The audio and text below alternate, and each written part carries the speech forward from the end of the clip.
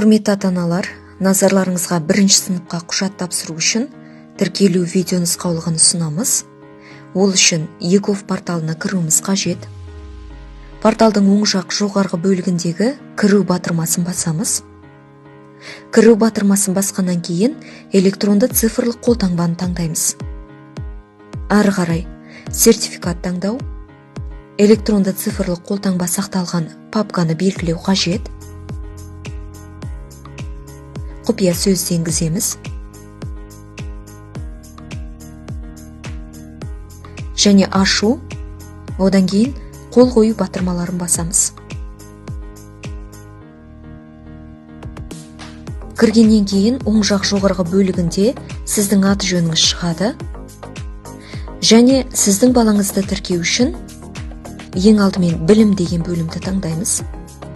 Оның ішінде орта білім,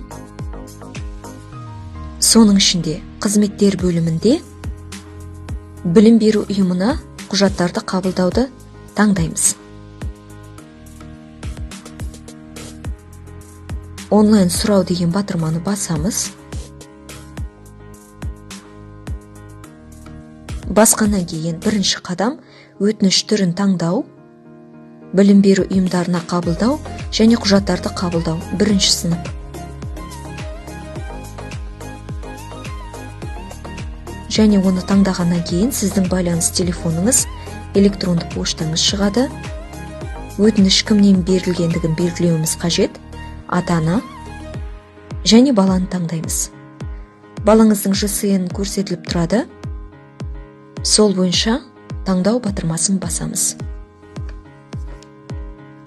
Балаңыздың жеке сәйкестендіру нөмірін енгізгеннен кейін барлық мәліметтер шығып тұрады.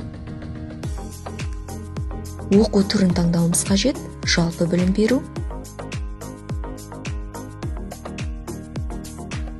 Аймақ Шығыс Қазақстан облысы, Семей қаласы және орналасқан мекен бойынша Шәкәрім атындағы 3 тілді оқытатын көпбейінді гимназия.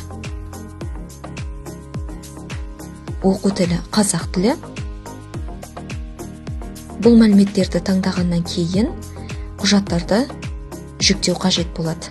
Ең алдымен 3:4 форматындағы балаңыздың суреті, екінші 063 медициналық құжаты,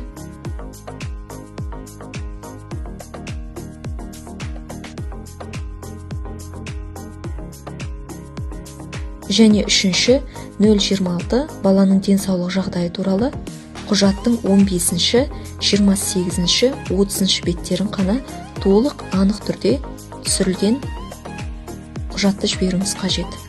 Және бұл файлдардың барлығы PDF форматында жүктелуі қажет. Бұл жүктелген құжаттардың жалпы көлемі 5 мегабайттан аспауы керек. Келесі, балаңыздың жағдайын растайтын бөлімдерге белгі қоямыз. Мен ұсынылған деректердің дұрыстығы үшін құқықтық жауапкершілікті көтеремін және қызмет көрсету үшін сыртқы жүйелерден алынған жеке деректерімді пайдалануға келісемін. Өтінім жіберу және қол қою батырмасын басамыз. Бұдан кейін екінші қадам электронды цифрлық қолтаңбаны таңдауымыз қажет.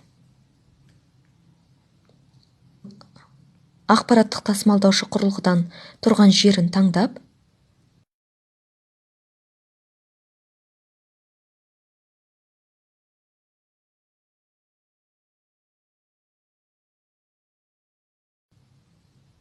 тағы бір мәрте құпия сөз енгіземіз. Ашу, қол қою батырмаларын басамыз. Және үшінші соңғы қадамда өтініш берушінің, яғни сіздің жеке сәйкестендіру нөміріңіз, толық аты жөніңіз көрсетіліп тұрады. Сұраныстың нөмірі және қай уақытқа дейін қаралатыны көрсетіледі. Жауап бір жұмыс күн ішінде келеді. Ол жауапта өзіңіздің жеке кабинетіңізге кіру арқылы кірістер бөлімінде қарап, тексеріп отыра аласыз.